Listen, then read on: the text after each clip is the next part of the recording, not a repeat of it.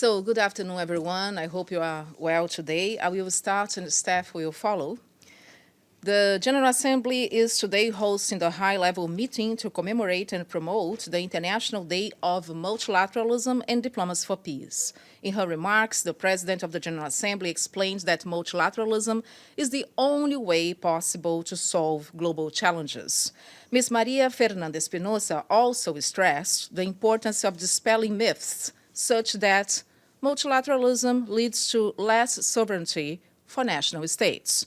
She said that the opposite is the case. Multilateralism instead reinforces sovereignty.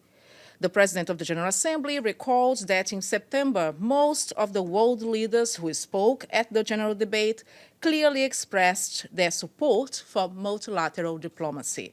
The PJ affirmed that there is a unique opportunity to address the question of mistrust in international institutions and other international actors by producing more efficiency and more transparency. Ms. Espinosa says that to tackle violence, the world needs more diplomacy and more dialogue, and that to effectively respond to unilateralism, the world needs more solidarity and more collective action. The meeting will be concluded at 6 p.m. today. There are 73 speakers inscribed to take the podium. You can find more information on our website, which is www.un.org/PGA/73. And the President is holding a bilateral meeting with the permanent observer of the African Union to the UN, Ms. Fatima Mohammed. Later today, she will receive in her office the Foreign Minister of Iran, His Excellency Mohammad Javad Zarif. This afternoon, the PGA will meet the Commissioner of the European Union for Justice, Consumers and Gender Equity, Ms. Vera Jourova, before she presides over the closing segment of the high-level meeting on multilateralism and diplomacy for peace. This is a short briefing today, everything we have here. Do you have anything else? Okay, Alejandro, go ahead. Thank you, Monica. I have a question following up something that happened earlier today with the first speaker on the event. The Foreign Minister of Venezuela used the last part of his statement to step aside from the topic of the day and to point some issues and send some attacks toward other member states. So I wonder if the PGA has any comment on this issue in particular. Does she have any reaction to this situation with the Venezuelan foreign minister? I have to look into it for you. So the PGA is actually, as you know, chairing the session, so I couldn't speak to her. And to be honest with you, I was preparing the briefing, so unfortunately, I couldn't see it myself. So I have to watch the tape and get back to you on this. Absolutely. Okay, Mario. Thank you, Monica. I know you've been asked about this before, but I have to insist. The Parliament of Ecuador accepted today a request to open a process against the PGA for her work as a foreign minister of the country. Does she have any comment? Will she defend herself on this process somehow? Thank you. I have a comment, actually. I think the story that you are quoting is not against the PGA, but it refers to the former Minister of Foreign Affairs of Ecuador. And as I said yesterday, Ms. María Fernanda Espinosa took the decision early in her presidency not to comment on any internal affairs of Ecuador. I would refer you to the mission in question or to the actors, national actors in her home country.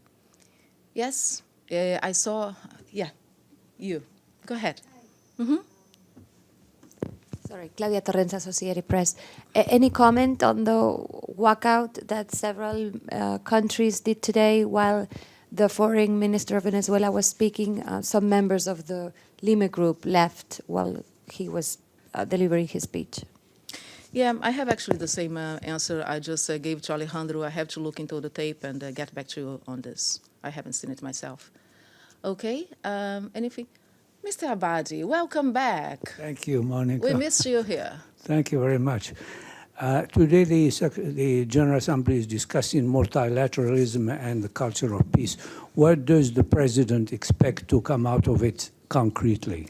Concretely, she is expecting what she actually said in her speech, that we need to really focus on a response to the mistrust that we face nowadays with international institutions or international actors, to the focus actually that she is seeking with this event, this high-level event, but not only with the high-level event today. Even before yesterday, she took part in an event on multilateralism and cooperation among countries.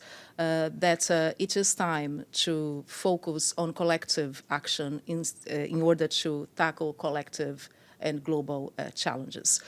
She has been very consistent in saying this, that there is no other way than multilateralism to solve global problems nowadays. So if you look, for instance, in global challenges that we have, like climate change, like epidemics, like terrorism, there is no one country that can sort it out alone. We need collective action. We need cooperation. Multilateralism is, simply put, cooperation among member states, cooperation among international actors. So she is very happy to preside over this historic day, because it is, as you know, the first day on multilateralism and diplomacy for peace, which will be celebrated from now on every 24th of April. And she considers today a very important day in the General Assembly, but not only in the history of the United Nations. Anything else?